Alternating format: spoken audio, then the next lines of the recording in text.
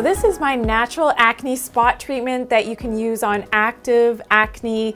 Right when it's happening, it helps to draw out those impurities and killing those bad bugs and that bacteria. So all I've done is I am putting in some Calamine Lotion into my bowl, as well as a few drops of tea tree oils. Now, tea tree oil is quite strong on its own, but it's a great antiseptic and kills that acne. So about 3 drops of tea tree oil, and I've used about a teaspoon of the Calamine Lotion. And I'm just gonna mix this up. And the Calamine can dry out pretty quickly, so you wanna use this right away. And what I do recommend, if you have more than one acne spot that you're gonna be treating, you can use a Q-tip and just use a separate Q-tip for each spot that you're treating.